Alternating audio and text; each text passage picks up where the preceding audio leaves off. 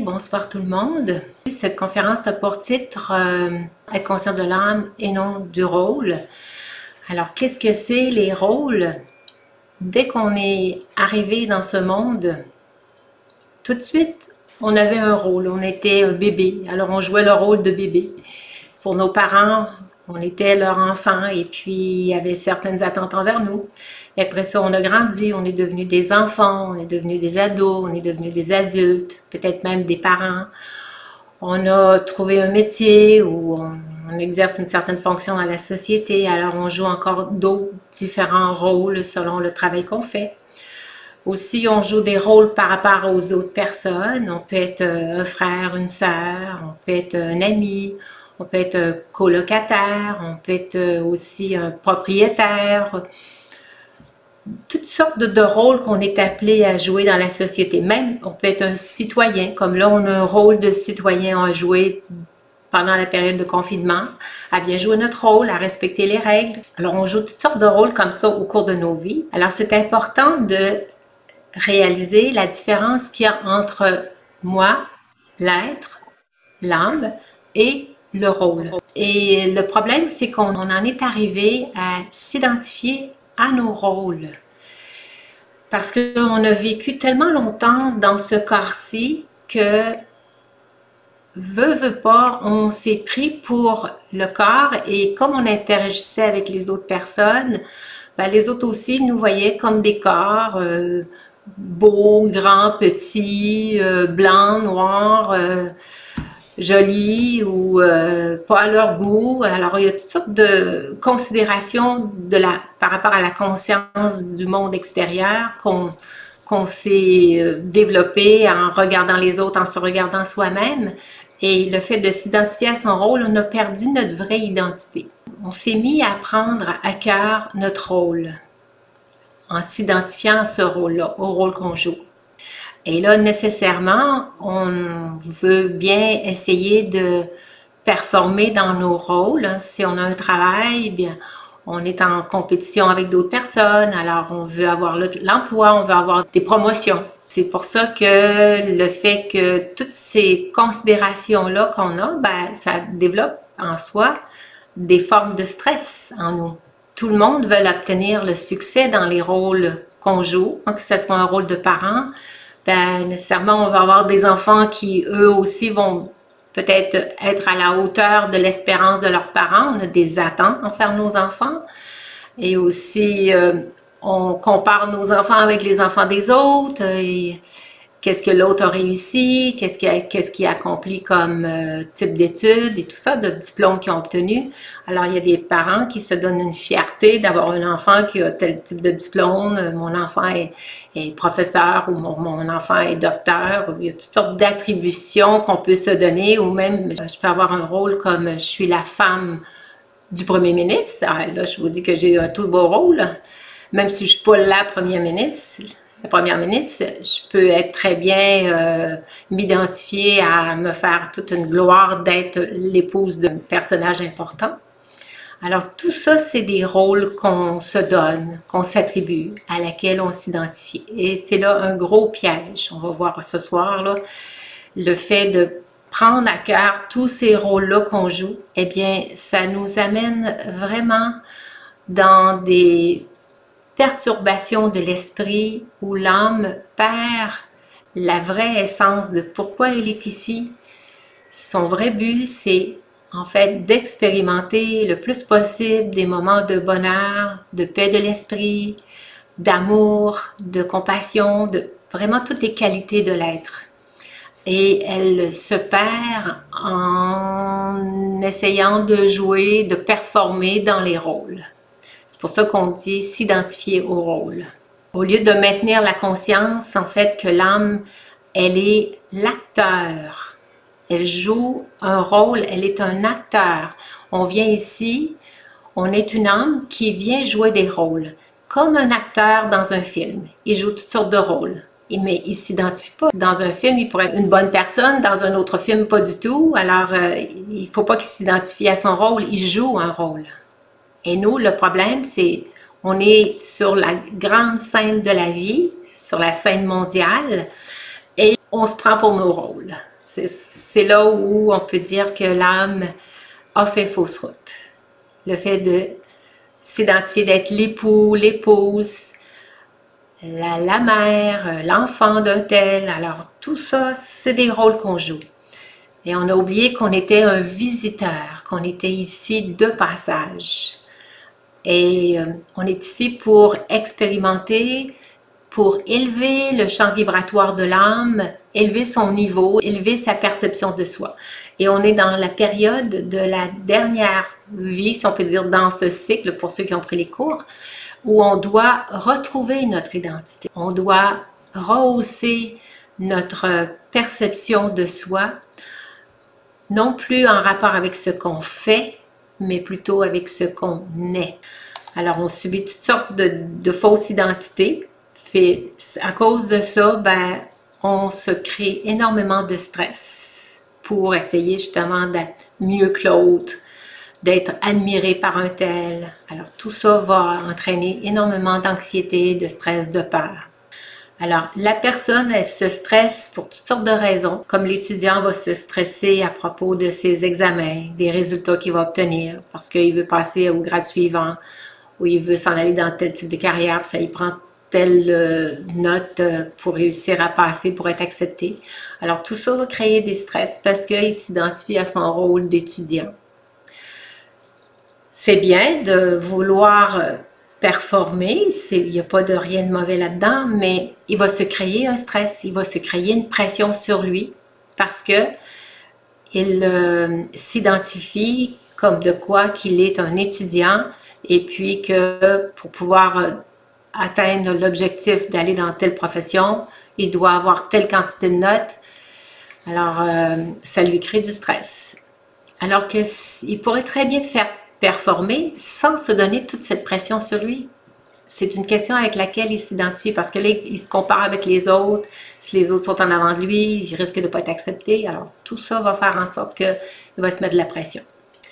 Il y a aussi des inquiétudes professionnelles qu'on peut voir dans le travail avec les gens qui ont des objectifs à atteindre, ont des cibles qui sont fixées par l'administration.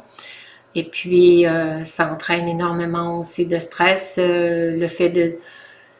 On est beaucoup actuellement dans les performances au travail. C'est beaucoup exiger la rentabilité.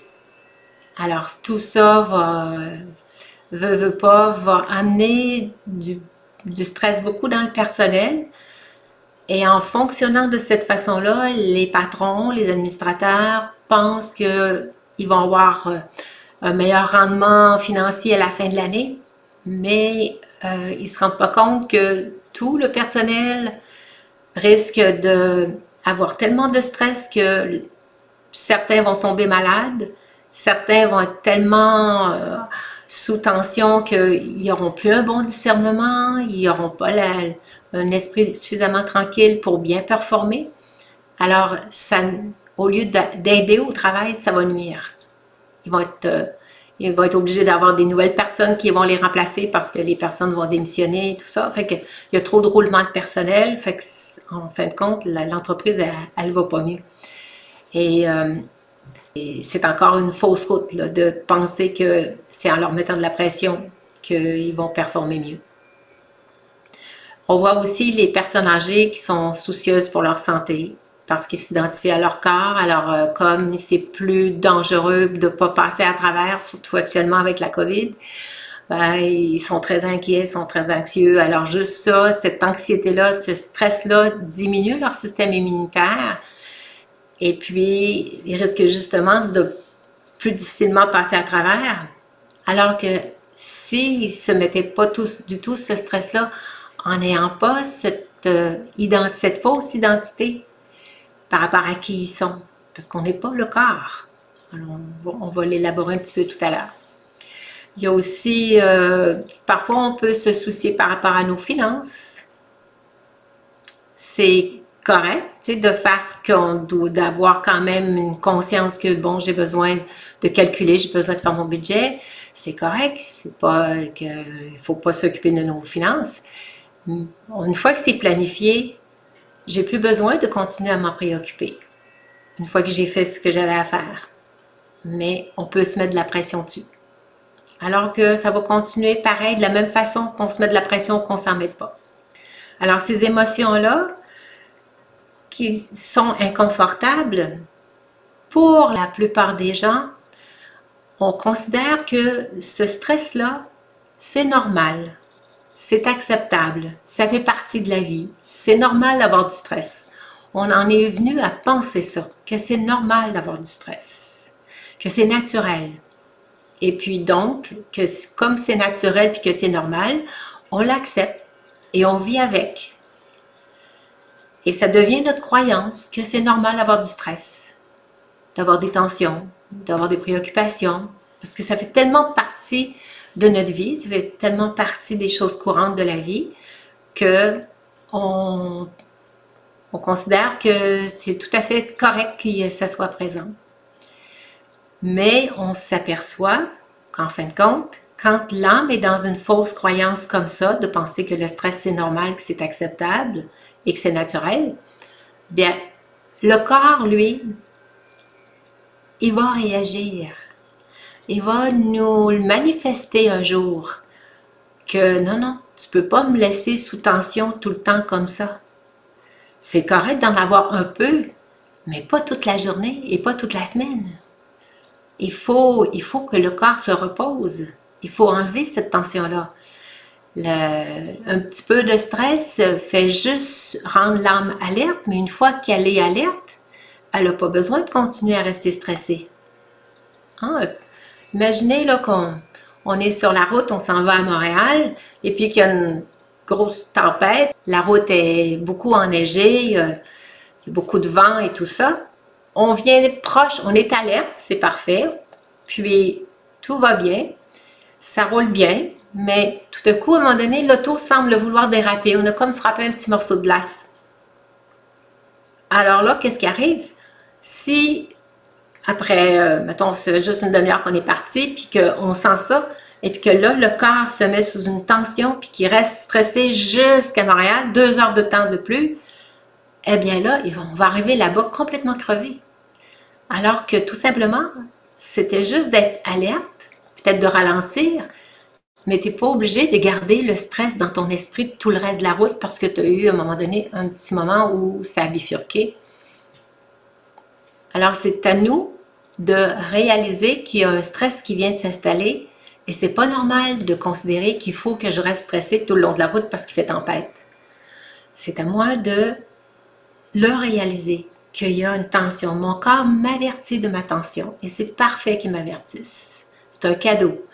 Mais une fois que moi, l'être à l'intérieur, je l'ai reçu comme information, parce que tout de suite, il y a une adrénaline qui a monté, je le réalise, je prends les décisions en conséquence, je ralentis. Mais je ne suis pas obligée de garder une âme stressée. C'est l'âme qui se crée cette tension-là, qui se crée cette pression-là sur elle. Alors, c'est à nous de la gérer, cette tension-là. Et de réaliser que, en fait, d'accepter ce qui va arriver. On va être prudent, on va faire ce qu'il faut, mais on n'est pas obligé de garder la pression. Alors, c'est là que, en fait, le stress, c'est tout à fait normal de l'avoir, mais pour une très courte période. Le temps qu'on est avisé qu'il y a une tension. S'il y a une tension, c'est parce que je suis peut-être juste dans le temps, et puis que là, il faut que je fonctionne vite, mais dès que le deadline est arrivé, après ça, ça donne à rien, c'est passé. Ça donne à rien de rester stressée toute la semaine parce que j'ai pas eu le temps de faire ce que j'avais à faire. J'ai la conscience, le corps m'avertit, mais moi, l'âme, je suis l'être à l'intérieur qui doit gérer la situation et non pas rester complètement inconsciente puis rester sous tension. Ça fait que c'est là qu'on dit être conscient du rôle et non pas de l'être. Parce qu'on a développé toutes sortes de croyances par rapport au stress. Je viens croire qu'on va se créer beaucoup de stress quand on va avoir le succès, parce qu'on pense que le succès, c'est vital pour mon bonheur, puis que j'ai besoin absolument de réussir. Alors, en ce moment-là, on se met beaucoup de pression, comme les directeurs d'entreprise, ou si on a un petit projet, puis qu'on veut absolument que ça réussisse. Ben, en Raja Yoga, on nous apprend à être au-delà de la réussite et de l'échec. On fait ce qu'on a à faire et une fois que j'ai donné le meilleur de mes capacités, j'ai donné tout ce que je pouvais, si j'ai un échec, c'est correct. Je ne suis pas obligée d'avoir tout le temps de succès. Pourquoi je me mets cette pression-là? J'accepte que la situation se présente comme ça, tout simplement. Pourquoi je ne l'accepte pas? C'est l'ego qui entre en jeu.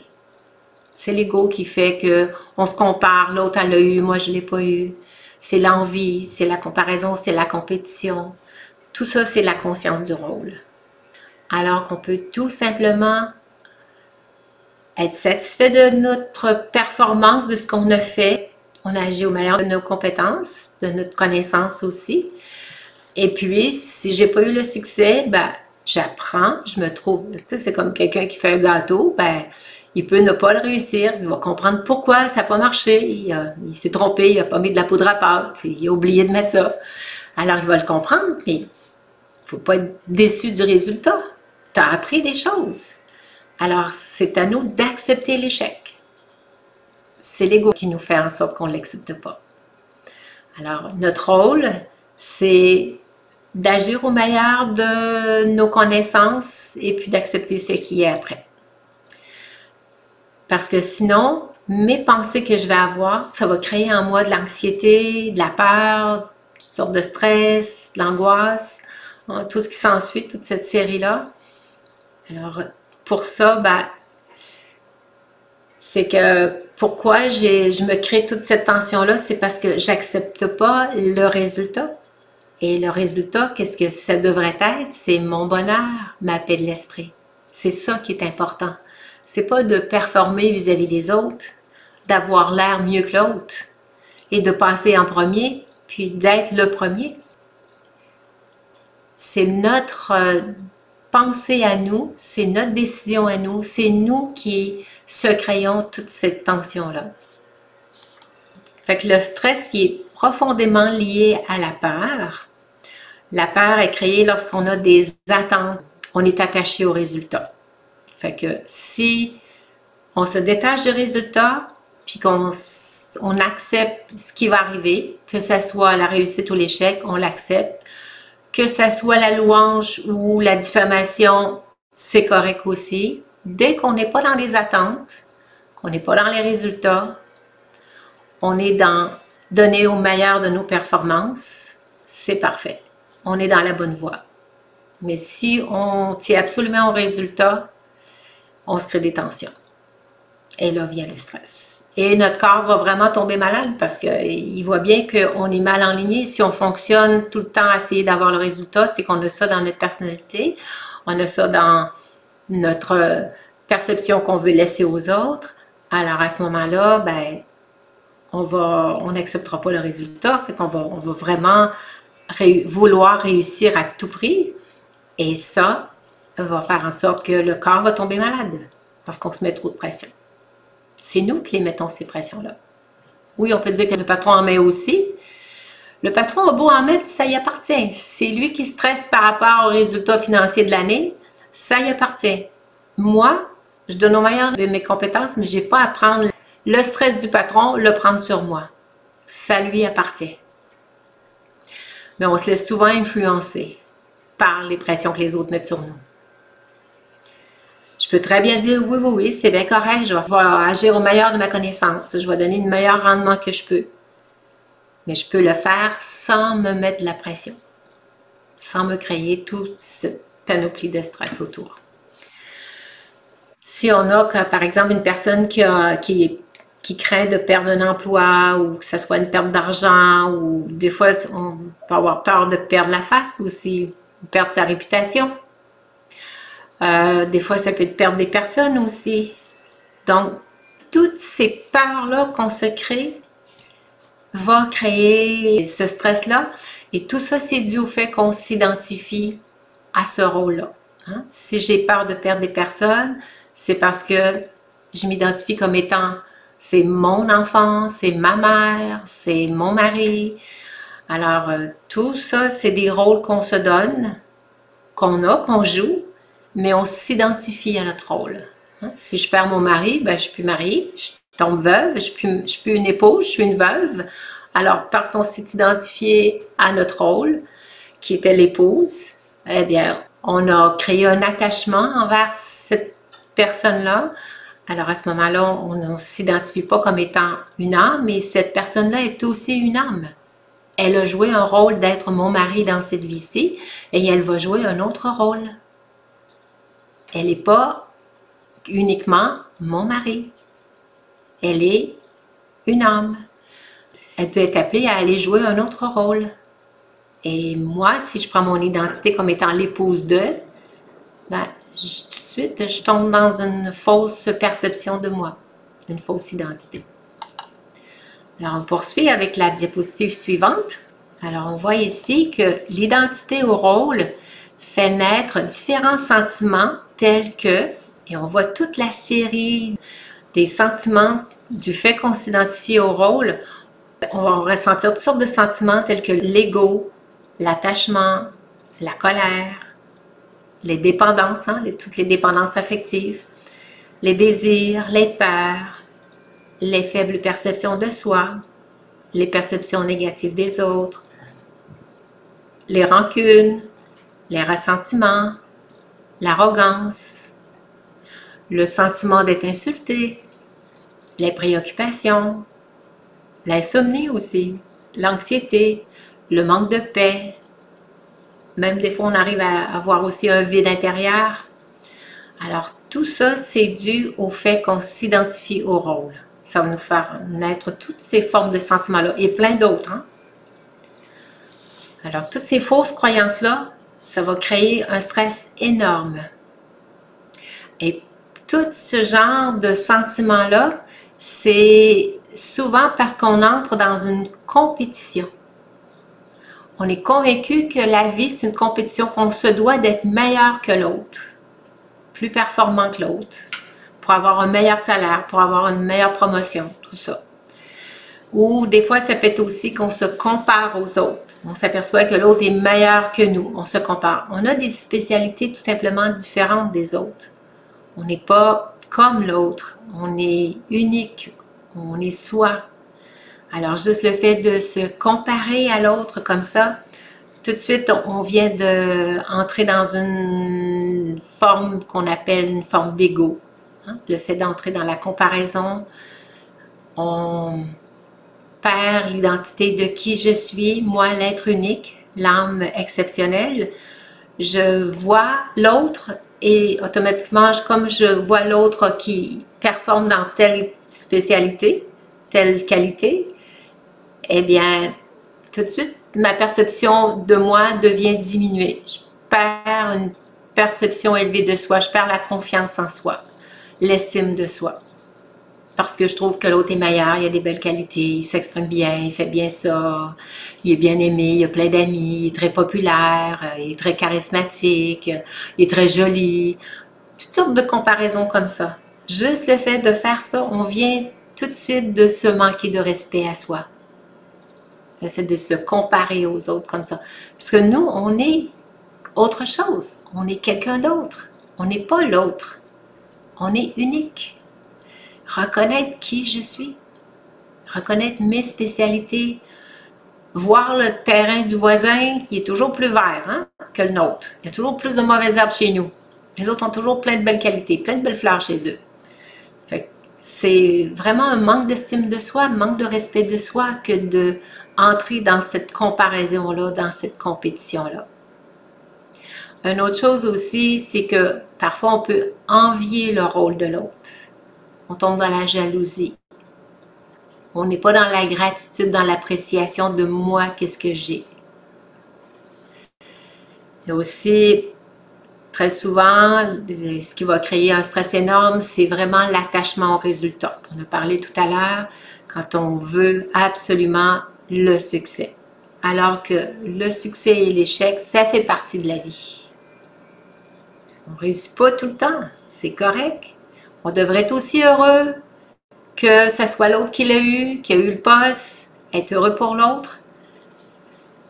On s'en On perd notre bonheur, au lieu de se réjouir du bonheur de l'autre, on perd notre bonheur parce que c'est pas moi qui l'a eu le poste. Hein? C'est mon petit ego à moi, aurait voulu apparaître mieux, aurait voulu cette promotion-là, alors que c'est l'autre qui était appelé à jouer ce rôle-là. Qu'est-ce que ça a comme conséquence, ce fameux stress-là sur soi? Bien, tout de suite, l'esprit devient perturbé. Quand l'esprit est perturbé, qu'est-ce qui arrive? Ben, le corps tombe malade. Et quand le corps est malade, eh bien, ça crée des tensions à l'intérieur de soi. Et comme on est tendu, ben, ça nuit aussi à nos relations avec les autres. Les relations avec les autres sont tendues. Quand notre esprit est perturbé, on va pas bien, on est un petit peu pointu, on est un petit peu à pied levé. Alors, c'est pas le bonheur qui resplendit dans notre cœur. Alors, tout de suite, ça brouille les relations aussi. Fait que, en plus de le corps qui est malade, puis les relations qui sont perturbées, ben, ça va nuire aussi à mon efficacité, à ma mémoire, à mon discernement, à mes performances. Tout s'ensuit.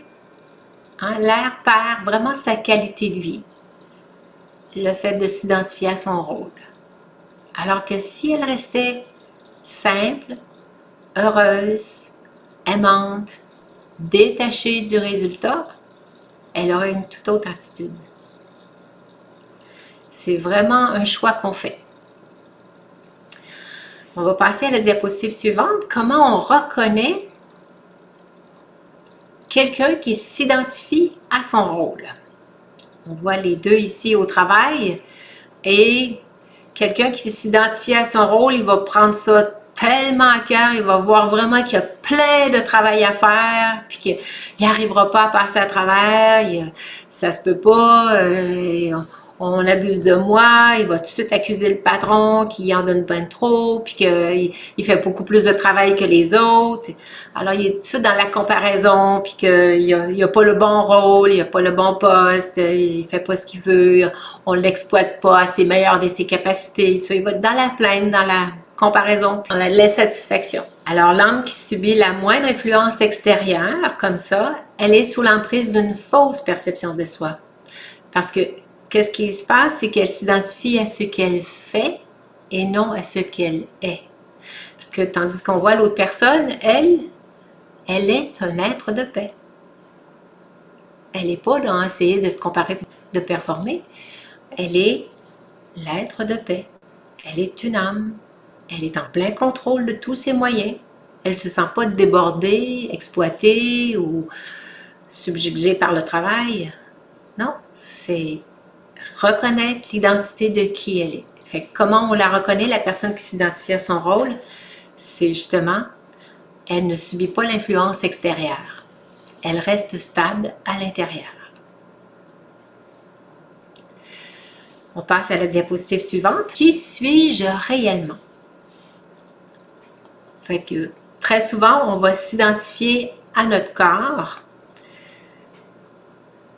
Alors, que je suis une femme ou que je suis un homme, alors c'est tout de suite le point de départ, s'identifier au corps. Mais il faut qu'on voit ici, je suis une âme, c'est ça notre vraie identité. Je suis une âme qui joue différents rôles et non pas je suis ces rôles. Je ne suis pas une mère de famille, je ne suis pas un yogi ou je ne suis pas une cuisinière ou une femme au travail ou une femme qui se repose ou l'épouse. Non, je suis une âme qui joue ces différents rôles. C'est ça que je suis. C'est de rester consciente que je suis ici, l'être à l'intérieur qui joue ces différents rôles. C'est très important de rester conscient qu'on est celui qui joue différents rôles. En fait, c'est un acteur. Alors, on est ces acteurs-là. On est ces acteurs qui viennent jouer nos rôles dans cette vie, sur cette scène mondiale, dans ce drama, hein, dans ce film qu'on appelle le drama. Alors, on va jouer plein de rôles dans notre vie. Mais sachons que notre rôle, il est temporaire. OK, celui qui a le rôle que je vais jouer le plus longtemps, c'est celui d'être une femme. Parce qu'il va me durer pendant toute cette vie-ci. Pendant tout le temps, je vais être dans ce corps-ci. C'est pour ça que des fois, on s'est vraiment identifié au corps. Mais si je suis consciente que je m'identifie à mon rôle de mère, que j'ai un enfant, puis qu'à un moment donné, un jour, je perds mon enfant, il décède. J'ai plus mon rôle de mère, j'ai perdu mon identité. Très insécurisant, hein? J'ai plus mon identité. Je me suis toujours identifiée que j'étais une mère, et puis je ne suis plus. Ou que j'étais une épouse, et puis mon mari décède, ou mon mari me quitte, alors je ne suis plus. Alors c'est pour ça que les gens, ils deviennent complètement désemparés. Ils se sont identifiés à leur rôle. Et à ce moment-là, ils perdent leur identité. Et c'est très, très insécurisant de perdre son identité. Ou si je me suis identifiée à mon rôle de professeur, puis que je perds mon emploi, puis que je suis plus capable de me retrouver un poste de professeur, eh bien, je me suis identifiée à ça pendant 30 ans. Et je ne m'identifie plus à ce rôle-là, parce que je ne joue plus ce rôle-là. Et c'était mon identité que je me suis créée, à laquelle je me suis accrochée pendant tant d'années. Alors, la personne, elle peut même plus être capable de se retrouver et tomber en dépression à cause de ça, parce qu'elle a l'impression de ne plus exister. Elle a perdu son rôle, son identité. Alors, comme elle a perdu son identité, elle ne sait plus qui elle est complètement perdue, elle est à la dérive. Alors, c'est très important de voir nos rôles comme quoi qu'ils sont temporaires. Même étant dans ce corps de femme, c'est un rôle temporaire, parce que dans ma prochaine vie, peut-être que je serai un homme. On ne sait pas. Puis dans une autre vie avant, j'étais peut-être un homme. Alors, c'est un rôle qui est temporaire. Mais ce que je suis réellement, ça, c'est pas temporaire. C'est l'âme, elle, qu'elle soit dans un corps de femme ou dans un corps d'homme, l'âme, elle reste toujours une âme. Elle est éternelle. C'est sa vraie identité. Et cette conscience, le fait de savoir que moi, l'âme, je suis éternelle, ça enlève complètement le stress. Parce qu'on s'est tellement beaucoup identifié à notre corps et c'est notre identité qu'on a tellement peur de le perdre que là, on se crée plein de peur de tomber malade, d'attraper la COVID de ce temps-là. Alors, parce qu'on sait qu'il y en a qui meurent. Alors, tout simplement, c'est ce qui devait arriver et il devait quitter ce corps pour jouer un autre rôle. Tout est parfait, tout est précis, tout arrive comme ça se doit d'arriver. Alors, on n'a pas à entrer dans toutes sortes d'inquiétudes, toutes sortes de scénarios à se créer si on accepte que je suis éternelle, je suis une âme. À ce moment-là, on vient de régler l'affaire. On vient de arrêter de s'identifier à nos rôles. Ils sont temporaires et on est des acteurs qui venons jouer ces rôles-là. On est un invité dans ce monde. Alors, juste ça, cette façon de penser va réduire notre stress, puis ça va nous permettre d'être l'expression des qualités de l'âme. On a vu que l'âme était éternelle, oui, donc on n'a plus besoin d'avoir peur de mourir. Et puis, l'âme, de par sa nature, elle a plein de qualités. Et on va se réidentifier à nos qualités, le fait de se réidentifier à l'âme. L'âme, elle est un être de paix. On va commencer par celle-là. Alors, dans n'importe quel rôle, notre responsabilité, c'est de prendre soin de soi avant de prendre soin des autres. Rester heureux dans tous les rôles, rester stable dans le succès et dans l'échec, puis rester stable dans la louange et la diffamation. Alors, prenons bien conscience que mon rôle, c'est de rester heureux dans tous les rôles que je joue. Qu'importe le rôle que je joue, ma responsabilité, c'est vraiment de prendre soin de moi avant de prendre soin des autres. Un peu comme dans l'avion, on nous dit bien quand à un moment donné, il y a des turbulences dans l'avion, on nous conseille de mettre soi-même le masque avant de le mettre à l'enfant. Hein? C'est prendre soin de soi. Si on prend bien soin de soi, on va être en mesure de bien prendre soin des autres. Parce que si on est stressé, si on est perturbé, si on est complètement désemparé, on ne sera pas en mesure de bien jouer nos rôles auprès des autres. Alors, c'est vraiment prendre soin de ma qualité, de mon bien-être intérieur. Et cette qualité de mon bien-être intérieur, c'est de rester l'esprit paisible, pas être perturbé dans l'esprit, et de, le plus possible, tendre à maintenir mon bonheur, le plus possible. Hein? Prendre soin de soi, c'est maintenir mon bonheur, que je sois heureuse. Être heureuse, ça ne veut pas dire faire tout ce que moi je veux, puis être égoïste, puis de pas des fois avoir des concessions avec les autres. Hein? J'ai du bonheur à faire plaisir à l'autre, que ce soit son tour à faire des choses que lui aime, et pas toujours les miennes, parce que prendre soin de soi, ça ne veut pas dire tomber dans l'égoïsme. C'est vraiment, c'est mon bonheur de faire plaisir à l'autre. Fait que c'est important là, de prendre soin de soi, garder notre paix de l'esprit. Alors oui, on passe à la diapositive suivante. On va regarder conscience du rôle et conscient de l'âme. Qu'est-ce que ça signifie? Conscient du rôle, ça veut dire qu'on est dans l'ego à ce moment-là. Hein? L'ego d'être un époux, un parent, un senior ou un junior. Hein? On rentre dans la compétition, dans la comparaison, mais maintenant, on va essayer de voir qu'est-ce que c'est être conscient de l'âme. Être conscient de l'âme, ça signifie que nous sommes dans la conscience de la personnalité originelle de l'acteur. On prend conscience que je suis un acteur, d'accord, mais qu'est-ce que c'est un acteur? C'est quoi ses qualités? Comment il est? C'est quoi sa vraie nature?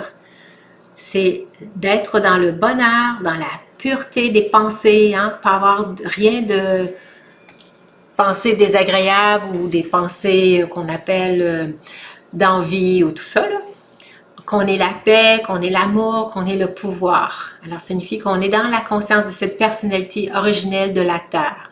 Pureté, pouvoir, hein, on est une âme puissante, qu'on a droit au bonheur, puis que je reste dans ce contentement, dans cette satisfaction, dans cette gratitude, puis que je suis amour aussi, hein, que je suis toujours dans l'attitude d'être aimante envers le soi et aimante envers les autres.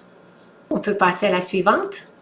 Conscient du rôle, c'est lorsque je m'identifie à mon rôle, j'entre en scène sur la base de cette identité. Hein. Je vais automatiquement agir en étant conscient que je suis l'époux, que je suis le professeur ou que je suis le directeur, puis que je vais agir sur la base de ma position, de ma relation avec l'autre. Hein, si c'est mon employé, je vais me sentir supérieure à lui. Hein, de ma fonction, des fois de mon âge, de mon sexe, de mes responsabilités, de ma culture, selon qu'on est dans un pays où c'est quoi notre culture ici, de nos croyances aussi, hein, si on croit par rapport à la religion, tout ça, puis toutes les croyances aussi qu'on a pu développer au cours de notre enfance, puis de notre vie d'adulte. Alors, on arrive sur la scène avec cette base-là de s'identifier à notre rôle, eh bien, on va agir en conséquence. Alors que quand on est conscient de l'âme, lorsque je suis consciente que je suis un acteur, quel que soit le rôle que je joue dans chaque scène de la vie, je le joue au meilleur de ma connaissance en restant fidèle à ma personnalité originelle. Et qu'est-ce que c'est ma personnalité originelle? Je suis un être divin. C'est pas n'importe qui. Je suis un être divin. Et juste ça nous met dans une conscience plus élevée de soi. Puis, je vais refléter cette divinité-là dans chacune de mes pensées, de mes paroles, de mes actions. Alors, juste le fait. Ou s'il y en a qui n'aiment pas trop l'être divin, vous pouvez dire « je suis un ange », ça va vous donner tout de suite un code de conduite aussi. Un ange, c'est vraiment très respectueux. Ça ne rentre pas dans la compétition avec les autres, ça n'envie pas. Ça reste très léger, hein? Il n'y a pas de lourdeur dans son esprit. Il n'y a pas le sentiment de possession, de compétition. Alors, l'ange, fait juste le fait de s'identifier d'être un être divin ou d'être un ange qui est empli de bienveillance, de respect, de compassion, de douceur, de gentillesse. Il n'y a pas de stress. Hein? Un ange, on ne sent pas qu'il est stressé. Hein? Puis, il ne se prend pas pour un rôle, il ne se prend pas pour le rôle d'un ange aussi. Il est un ange. C'est pas qu'il joue un rôle, il est un ange. Puis un ange, on les connaît avec vraiment plein de belles qualités. Alors, si on sait s'identifier à être un être divin comme ça, bien, à ce moment-là, ça va se refléter dans mes actions. On va voir maintenant, il y a plein de fausses identités. On a vu tout à l'heure que des fois, on s'est identifié au corps. Hein? En fait, le corps, c'est ma propriété, c'est mon corps, comme on va dire, c'est ma main, c'est mes cheveux, c'est ma bouche. Alors, tout ça, c'est des choses qui m'appartiennent. Alors, mais on vit avec la conscience que, par contre, que c'est moi. Et non, quand je regarde dans le miroir, je vois une personne. Quand je pense à un ami, mettons, je l'appelle Michel, bon, ben, si je pense à Michel, automatiquement, je vois son corps. Je le vois avec sa tête, je ne le mêle pas avec une autre personne. Alors, à ce moment-là, c'est pour ça qu'on a été porté à s'identifier à notre corps. Parce que automatiquement, ça vient directement dans notre conscience, dans notre mémoire ici, le visage de la personne. On l'identifie comme étant cette personne-là, Michel. Et c'est là qu'on a passé à côté. On visualise la personne comme on se voit, nous, dans le miroir. On s'est identifié à être cette forme-là qu'on voit dans le miroir. Alors que non, on n'est pas la forme extérieure, on est invisible, on est à l'intérieur. Fait comme le corps, c'est la première chose qu'on acquiert en arrivant ici dans ce monde, ben, c'est pour ça qu'on en a fait notre identité, mais c'est de vivre avec une autre conscience, qu'on est différent de ce qu'on voit dans la matière, parce qu'on n'est pas la matière. Et à cause de ça, ben, comme l'âme, dans sa vraie nature, elle est dans un état de perfection, de sa beauté naturelle. Alors, comme on s'est identifié au corps, on va chercher à retrouver encore la beauté. On va exiger la beauté au niveau de notre corps, puis aussi de la perfection au niveau de notre corps. Alors que c'est comme chercher la perfection au niveau de notre véhicule. Hein? On s'identifie à notre véhicule, alors que notre véhicule, non, c'est pas nous. On est le conducteur du véhicule.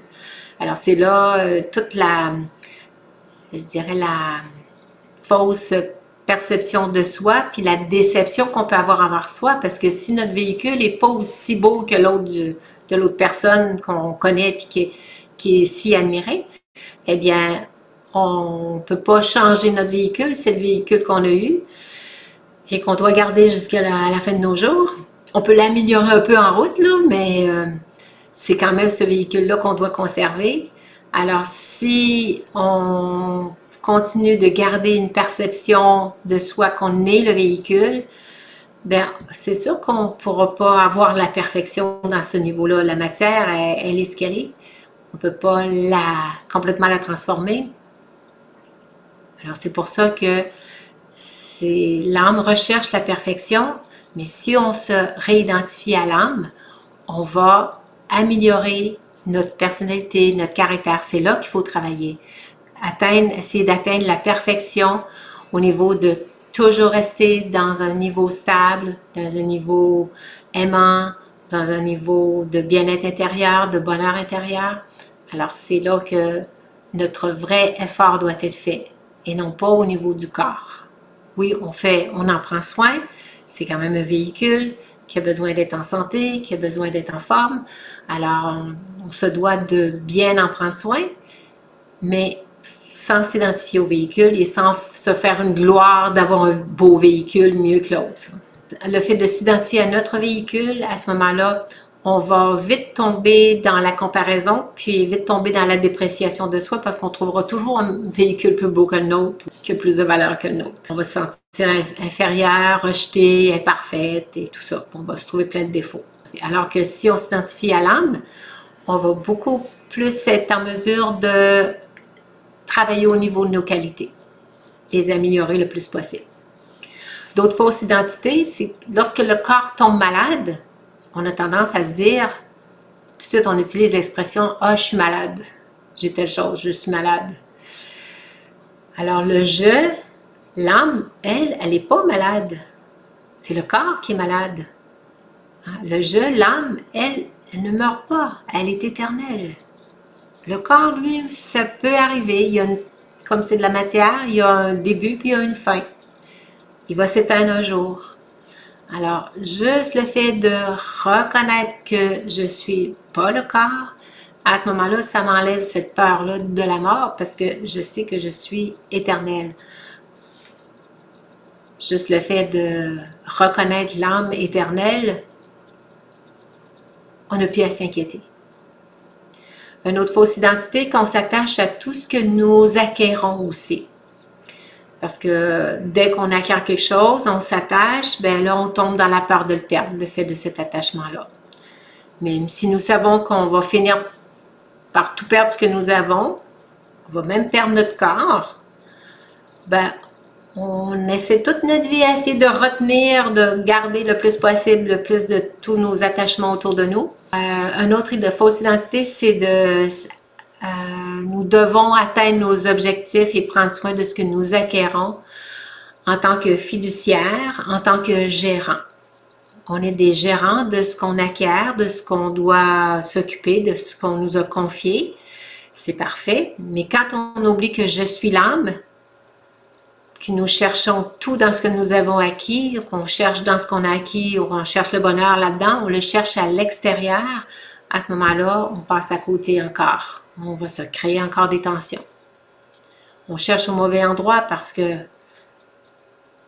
avec le stress, on a peur de perdre ce qu'on a acquis. Alors, c'est pour ça que si jamais j'ai une maison et que j'ai bien peur de la perdre, parce que je n'arrive pas à la payer, ben là, je m'identifie à mes acquisitions, que je suis la propriétaire, alors que, bon, ça pourrait arriver que je ne suis pas capable de la garder. Si à un moment donné, j'ai perdu mon emploi et je suis plus capable de payer l'hypothèque parce que, à cause de la COVID, j'ai perdu mon emploi, ben, je peux me créer énormément de tensions par rapport à ça. Alors, est-ce que ça aurait été mieux que j'aie jamais cette maison-là? Je ne me serais pas créé tout ce stress-là. Alors, c'est à nous de ne pas s'identifier à tous ces rôles-là. Je suis propriétaire, parfait. Je suis plus propriétaire, parfait. Ça ne donne rien de se casser la tête. J'ai fait ce que j'ai pu, mais je ne l'ai plus, c'est correct. On ne s'identifie pas à nos acquisitions. On sait que lorsqu'un acteur qui joue dans un film, il se concentre sur sa performance, il essaie de bien jouer son rôle, mais sa performance ne dépend pas des autres, hein, ça dépend de lui. Il essaie de bien performer. On doit porter notre attention juste sur notre propre performance et non pas sur la performance des autres. Hein. Si quelqu'un ne donne pas autant de rendement au travail, ça lui appartient.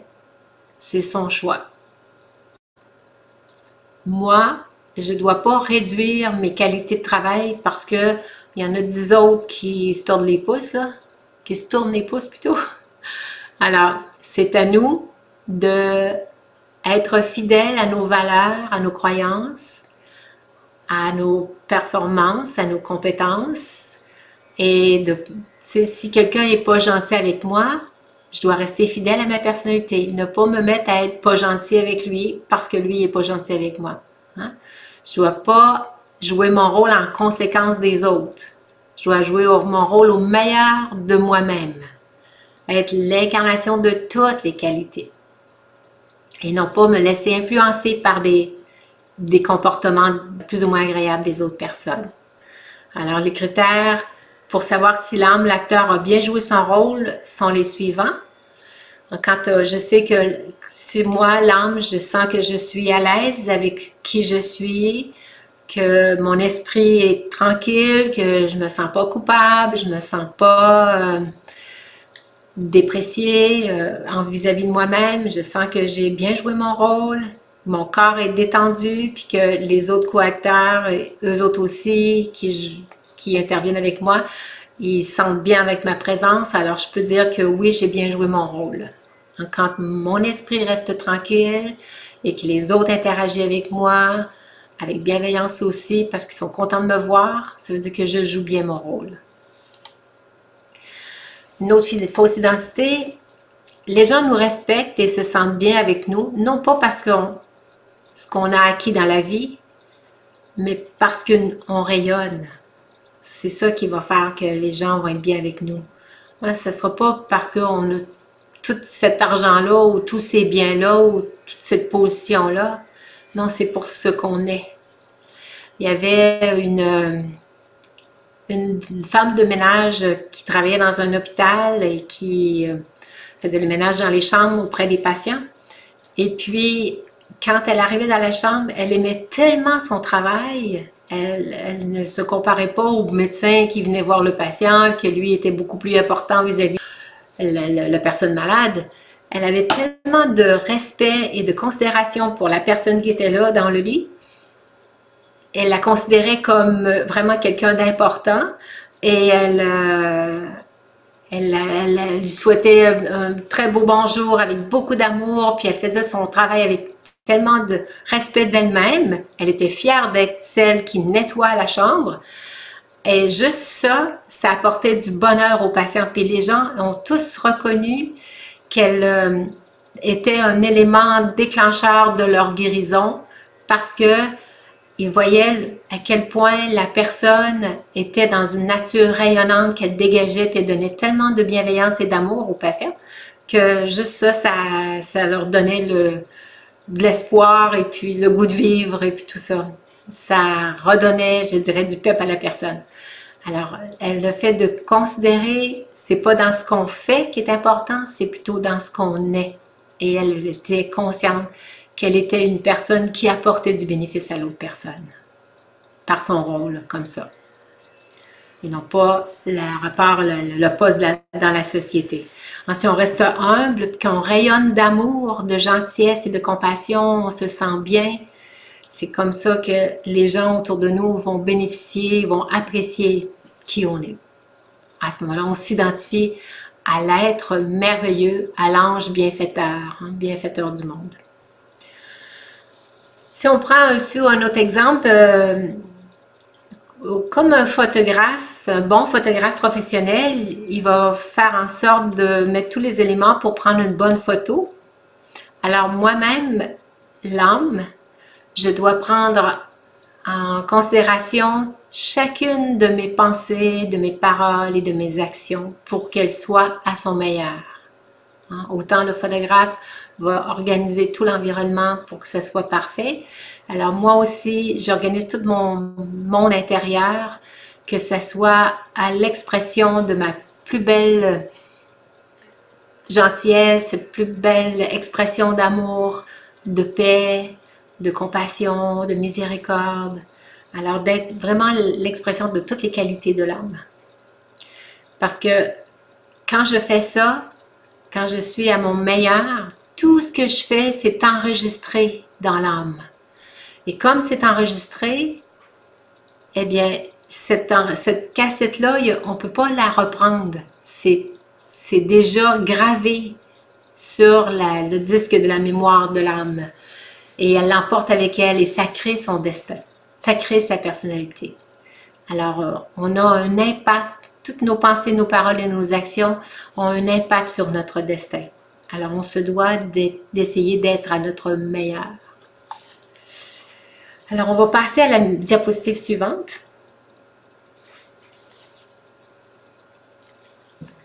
La méditation aide à surmonter le stress. Dans n'importe quelle situation, on sait que 10% du stress dépend de la pression qui vient de l'extérieur et non pas l'inverse. Puis il y en a 90%, les 90% restants dépendent de nos pouvoirs intérieurs. Comment l'âme se perçoit. Et ces pouvoirs intérieurs, c'est le pouvoir de la paix et de la stabilité intérieure de l'âme. Plus l'âme va se sentir puissante, plus ça va diminuer son stress. Si elle se sent impuissante, elle va se mettre de la tension. Elle ne sentira pas qu'elle a du pouvoir. Fait que la méditation va lui permettre de l'amener à s'identifier à être une âme puissante. Parce que même si le stress est créé, le pouvoir spirituel va la ramener dans son état de paix puis sa santé de l'esprit. Alors, c'est important de prendre le temps de méditer tous les jours pour se redonner notre identité d'être une âme puissante. Ça fait partie de la nature originelle de l'âme. Je suis une âme puissante. Et il ne faut pas s'enlever tout son pouvoir en s'identifiant à son rôle et puis d'en vouloir à tout prix performer. À ce moment-là, on vient tout de suite de se mettre de la pression et on tombe dans ce qu'on appelle la conscience du rôle. Alors, il faut que l'âme reste consciente qu'elle est une âme puissante. C'est son état pur de sa véritable identité, conscience de l'âme et non du rôle. Alors, on voit bien ici sur l'image qui je suis. Je suis ce petit point ici, l'être vivant qui fait bouger le corps, qui joue ce rôle, qui accomplit tel type de travail ou qui joue tel rôle auprès de telle personne. Hein? Le parent, l'enfant, la frère, la sœur, l'ami, le conjoint, tout ça, c'est des rôles. On n'a pas besoin de se mettre de la pression. On a juste à rester qui je suis, un être empli de toutes ces belles qualités-là, de ma véritable identité, un être de paix et puis un être d'amour. Fait que si je m'identifie à ça, je vais vite retrouver ma stabilité. Parce que l'âme est alors complète avec tous ses pouvoirs. Quand elle s'identifie à l'âme, l'âme, elle est puissante, elle a tous les pouvoirs. Et les pouvoirs, elle est capable de s'adapter à toute situation, elle est capable de tolérer des comportements des autres personnes facilement, sans se laisser déranger. Elle est puissante. Elle est capable aussi d'avoir un bon discernement, parce qu'elle est capable de retrouver sa stabilité intérieure pour se détacher, prendre du recul et prendre les bonnes décisions. Et si ça arrive qu'elle ne prenne pas la bonne décision, qu'elle se dise « c'est correct, c'est ce qui devait arriver ». Juste le fait de se restabiliser dans la conscience que je prends mon recul et je prends les décisions qui m'apparaissent les meilleures, bien, se dire j'ai agi, ça n'a pas donné le résultat que je voulais, j'ai agi au meilleur de ma connaissance, c'est parfait. J'avais pas telle information, j'ai pris la mauvaise décision, c'est parfait. C'est ce qui devait arriver. Dès qu'on est dans l'acceptation, on n'est plus dans essayer de prouver, mais on est dans être. Alors à ce moment-là, on s'enlève toute cette forme de regret, de remords ou de culpabilité, et puis l'âme retrouve sa paix intérieure. Elle a toutes ses qualités, puis elle arrive à un équilibre parfait entre ce qu'on appelle les qualités masculines et les qualités féminines. Hein, parce que l'équilibre parfait entre les qualités masculines et féminines, c'est amour et pouvoir. Hein, la femme, on lui donne plus ses qualités d'amour et puis l'homme le pouvoir. Alors, c'est important de marier les deux. Ça fait l'être complet et parfait. Qu'on agit avec beaucoup de pouvoir tout en étant aimant, en restant aimant. C'est là que l'âme est dans la plénitude de toutes ses qualités. En restant aimant avec tout son pouvoir intérieur. Qu'elle se voit en mesure de réaliser au meilleur de sa connaissance et de ses compétences ce qu'elle doit faire et puis qu'elle accepte ce qu'il y aura comme résultat. On se met de la pression en voulant à tout prix le succès, alors qu'il faut rester au-delà du succès. Hein? On le voit très bien, un enfant, mettons, qui est à l'école et qui n'a pas le potentiel pour être premier de classe. Il n'a pas le potentiel intellectuel. Hein? Et c'est pas de sa faute, il n'a pas le potentiel. Alors, il va-tu se mettre de la pression dessus parce qu'il n'est pas premier? Non. Même s'il y a des échecs, c'est pas grave. Il y a juste à se demander, est-ce que j'ai fait les efforts qu'il fallait? Oui, peut-être qu'il va prendre 2 ans pour réussir sa première année. Parfait. Il fait les efforts et ça prendra le temps qu'il faut. Il faut accepter. C'est pour ça qu'il faut être au-delà de la réussite et de l'échec. Tout simplement, est-ce que je suis satisfait de mes efforts? Si oui, parfait. On n'a pas besoin de s'inquiéter plus. Hein? Si le parent il voit que l'enfant a travaillé mais qu'il n'a pas le potentiel, ben, il a fait son effort et puis le parent est content. Et non pas vouloir à tout prix qu'il soit le premier de classe puis que montrer que c'est mon enfant qui est le premier de la classe. Ça, c'est carrément du pur ego. Alors, c'est vraiment de se dire, est-ce que j'ai agi, j'ai donné les efforts que je pouvais? Oui, parfait. Au-delà de la réussite et de l'échec. C'est pour ça qu'on parle de l'équilibre entre les qualités masculines et les qualités féminines. Il faut avoir l'amour pour le soi. Hein? S'accepter tel que l'on est, avec nos limites, avec nos compétences. On n'est pas spécialiste. Moi, vous me demanderiez de jouer d'une pièce de musique, je serais absolument incapable. Je ne sais pas jouer du piano. Je ne sais pas jouer de la guitare. Aucun instrument de musique. Et sûrement que d'autres vont performer bien plus que moi. Parce que ce n'est pas mes compétences. J'ai d'autres spécialités, j'ai d'autres qualités. On n'a pas à avoir toutes les qualités des autres. Hein? De reconnaître mes spécialités, mes compétences, c'est parfait. Dès qu'on se compare, c'est là qu'on se diminue. Alors, qu'est-ce qu'elle est? L'âme, elle permet ni aux vibrations de l'extérieur, ni aux pensées de son propre esprit de la troubler, de la perturber, de l'effrayer. Hein, je répète, elle ne permet ni aux vibrations de l'extérieur, ni aux pensées de son... Tu sais, des choses qui arrivent à l'extérieur, ni aux pensées de son propre esprit. Hein. Des fois, c'est moi-même, c'est même pas l'extérieur, c'est moi-même qui peux mettre toutes ces pressions-là. Alors, je ne me permets pas de me perturber, de m'effrayer ou de me laisser toutes ces choses-là arriver, là, qui arrivent à l'extérieur, de me troubler. L'âme, elle est en mesure de faire face à toutes les situations quand elle s'identifie « Je suis une âme puissante ». Il n'y a rien qui nous arrive qui n'est pas à la mesure de ce qu'on est capable d'affronter. Je suis une âme puissante. Et comment l'âme va utiliser son pouvoir? Prise de conscience. La prise de conscience, c'est dès que je prends conscience qu'un sentiment désagréable vient de se faire sentir dans mon corps. Hein? Le corps m'avertit. C'est correct d'avoir ce sentiment qui arrive, une tension, un stress, un mauvais sentiment qui arrive. Bon ben, j'en prends conscience. Mon corps est mon cadeau. Hein? Ce sentiment-là qui vient d'émerger dans mon corps, qui est un sentiment désagréable, c'est tout simplement un avertissement, une sonnette d'alarme. Et là, je la sens dans mon corps. Et après ça, qu'est-ce que je fais avec ça? Dès que j'ai pris conscience, on passe au numéro 2. J'ai eu un mauvais sentiment.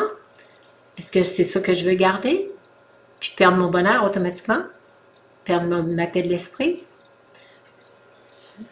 Alors, qu'est-ce que je dois faire? J'ai ce choix-là à faire. Et là, dès qu'on prend cette prise de conscience-là, c'est sûr qu'on ne veut pas rester dans la tension. Il s'agit de ne pas considérer que la tension, elle est normale. Non, je peux la rectifier. Je reprends la conscience de qui je suis. Je suis un être paisible ou bien je suis un être puissant. Selon la situation, je vais créer une identité selon mon besoin. Je vais me donner à soi l'identité qui va me donner tout le pouvoir que j'ai besoin. Hein? Si j'ai besoin de tolérance, je vais me donner la tolérance, j'accepte la situation telle qu'elle est. Je m'adapte.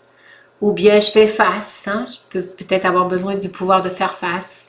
Alors, je prends le pouvoir que j'ai besoin, mais je me l'attribue volontairement. Et puis, si c'est un mauvais sentiment qui a émergé envers une personne, parce que j'ai vu un défaut chez elle, eh bien, je ne veux pas garder cette perception plus ou moins positive, on pourrait le dire, là. Une perception, je ne veux pas garder cette perception-là qui n'est pas bienveillante envers l'autre personne. Alors, je vais vouloir accepter la personne qu'elle soit comme ça et non pas vouloir la changer. Je vais accepter qu'elle est comme ça pour ne pas me laisser déranger. Si je l'accepte, je ne me laisserai pas déranger parce que je passe dans l'acceptation de ce qu'elle est. Et dès que je passe dans l'acceptation, automatiquement, mon attitude va redevenir bienveillante, correcte. Je ne serai pas en réaction. Je ne serai pas en répulsion de la personne. Je vais l'apprécier pour ce qu'elle est aussi. Elle est autre chose que cette faiblesse-là ou ce défaut-là ou cette particularité-là qu'elle a. Je passe par-dessus et puis je focalise pas dessus. Hein? Puis je peux même peut-être, si je veux vraiment, j'ai de la misère à me départir de cette perception-là, je peux peut-être créer une qualité, essayer de faire émerger dans mon esprit une qualité que je vois particulièrement chez la personne pour un petit peu neutraliser l'autre qui est plus ou moins agréable envers la personne. Alors comme ça, mon attitude va rester généreuse, bienveillante, attenante, gentille, tout ça. Fait qu'on reste dans notre qualité originelle qui est l'expression de tout ce qu'un ange est, toute des belles qualités originelles de l'âme. Là, c'est là qu'on utilise notre pouvoir. L'âme, elle n'est pas là, elle n'a jamais peur, elle ne se demande jamais comment de telles choses peuvent se produire parce qu'elle maîtrise ses pensées. Elle ne se nourrit pas de pensées négatives qui vont affecter son humeur. Elle va voir la personne telle qu'elle est, avec ses autres particularités, pas juste focaliser à voir juste le défaut. C'est comme quand on a une robe et qu'il y a une tache dessus, puis on voit juste la tache, puis on ne voit plus la beauté de la robe. Là. Ben, justement, si on focalise sur le défaut, on va voir juste ça, puis on ne l'aimera plus, la personne.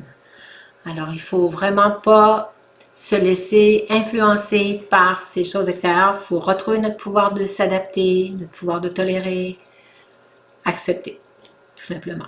Plus on sera facilement dans l'acceptation de ce qui est, moins on est dans la résistance, moins on a de stress. Le stress, c'est quand il y a de la résistance. C'est ça qui crée le stress, la résistance. S'il n'y a pas de résistance, ça coule, ça va bien. Alors voilà pour la conférence d'aujourd'hui. Je ne sais pas si il y a des questions. OK. Bonjour, merci pour la conférence. C'est super d'être en conscience d'âme parce que ça nous permet justement de naviguer à travers les aléas de la vie. Ce serait tellement mieux si tout le monde l'était, tout le monde qui nous entoure, parce qu'on porte des rôles. Bon, je suis le père, je suis le mari, je suis l'employé, je suis le patron. Puis je suis entouré de monde qui sont pas conscients de l'âme, qui sont conscients de leur rôle à eux autres. Ce serait tellement plus facile de me retrouver simplement avec plein de monde qui sont juste conscients de l'âme. Il me semble que la vie serait tellement plus facile, mais ce n'est pas le cas. Alors, la question, c'est pourquoi me forcer à aller vivre puis à patauger, excuse l'expression, c'est ça qui m'est venu à l'esprit, puis de patauger avec des gens qui sont juste conscients de leur rôle avec tout ce que ça implique. Puis il y en a avec qui ils ont des super beaux rôles, c'est agréable d'être avec eux autres.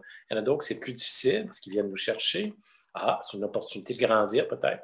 Mais pourquoi on aurait à patauger avec plein de monde qui sont juste conscients de leur rôle ou de leur corps, puis de se soumettre à ça là, tout le temps, plutôt que de s'évader et se cacher avec plein d'autres qui sont conscients juste de leur.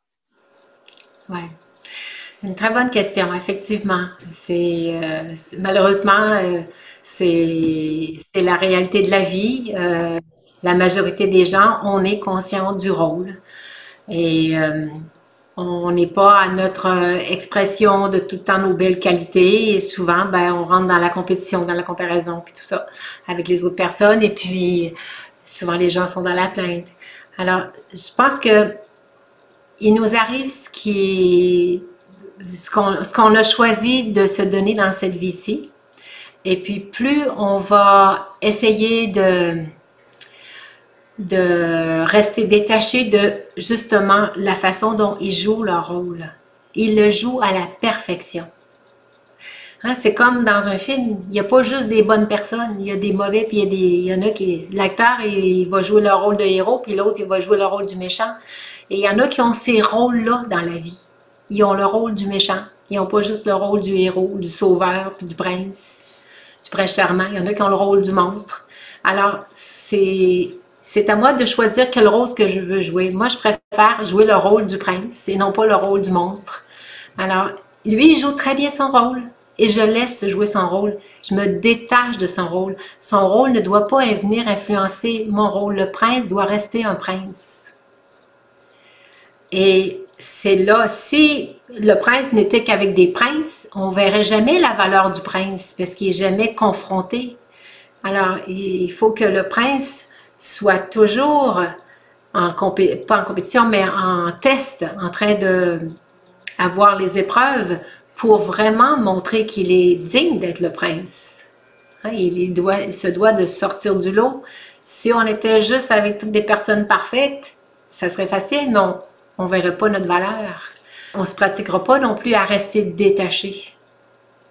Rester détaché puis arrêter de s'identifier parce que nous-mêmes, on se fait piéger par notre rôle d'être le prince. Ben, sans s'en rendre compte, on pourrait être piégé dans notre propre rôle. Tandis que là, en jouant notre rôle avec plein d'autres personnes, c'est là qu'on s'aperçoit est-ce que je suis conscient de l'âme ou je suis conscient du rôle. Si je me laisse déranger, je suis conscient du rôle.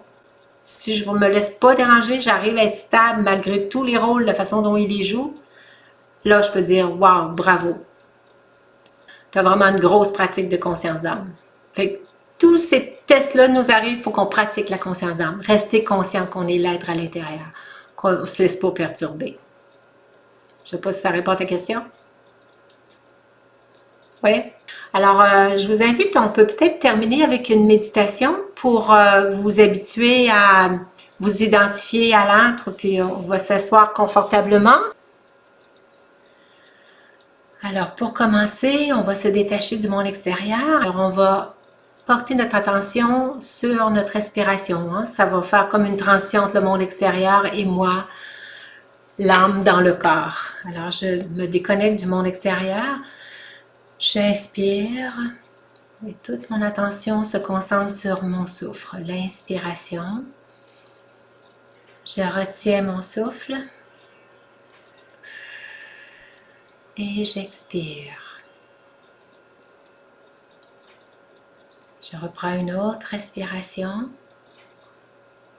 et au moment de l'expiration, je détends toutes mes jambes, mes épaules.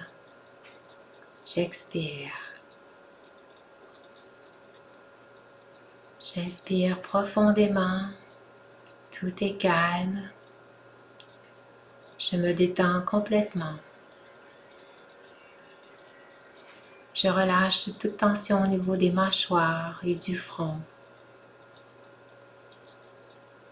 Mon cou est détendu. Mes épaules sont relâchées.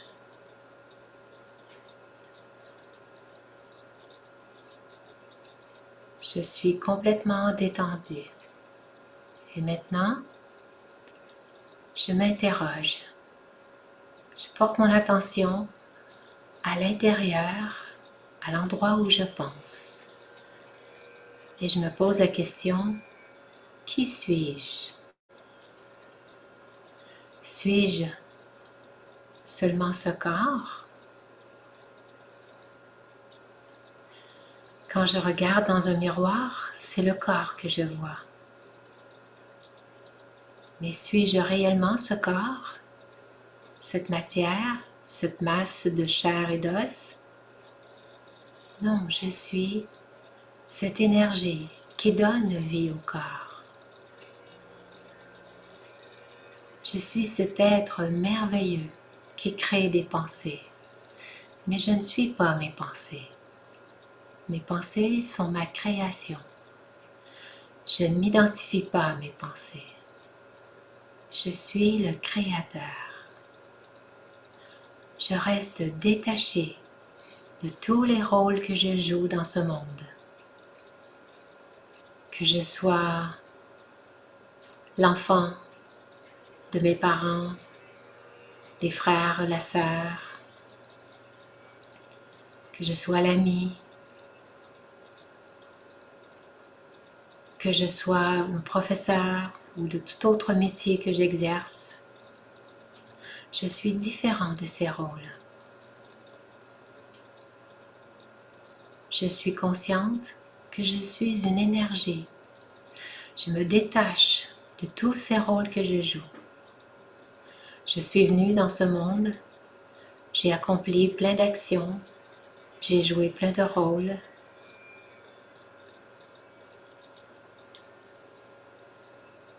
certains rôles dont je suis un peu fière, qui pourraient flatter mon ego, et certains autres dont je ne suis pas fière. Alors, j'accepte d'avoir joué tous ces rôles de la façon dont je les joué. Je n'ai pas à m'en culpabiliser. Il est arrivé ce qui devait arriver.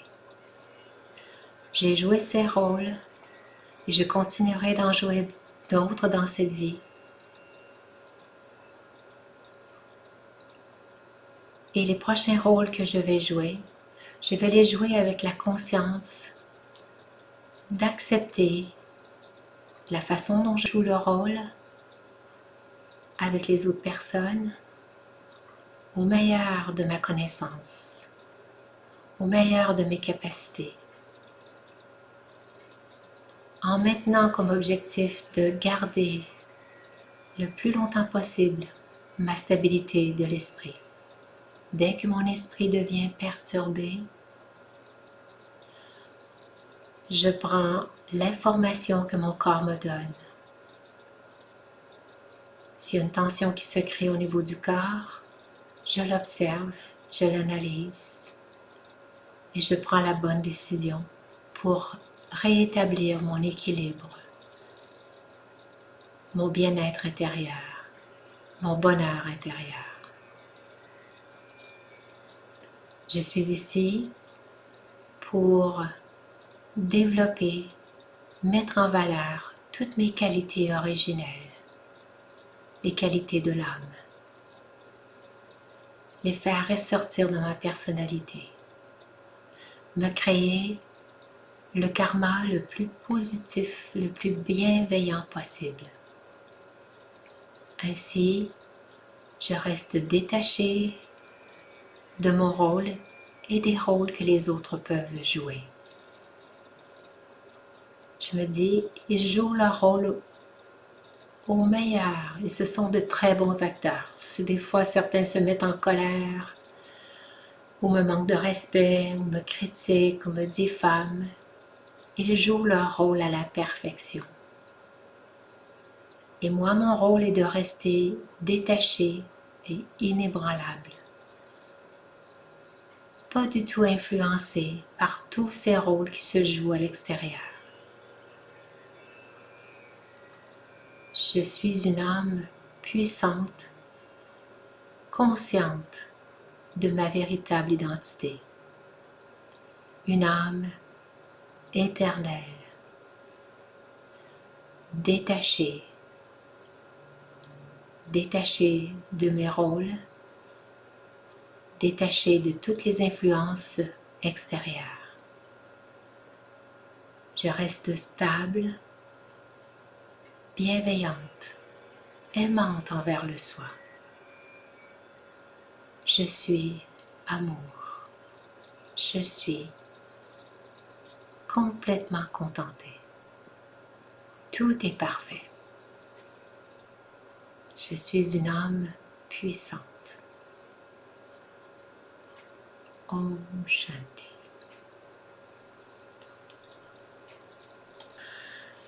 Alors, ça m'a fait plaisir de vous accompagner dans cette conférence. J'espère que ça vous a apporté du bénéfice et que ça va vous inciter à arrêter de se mettre de la pression dessus puis de laisser de côté le stress, le prendre comme une information, mais juste pas plus que 5 minutes.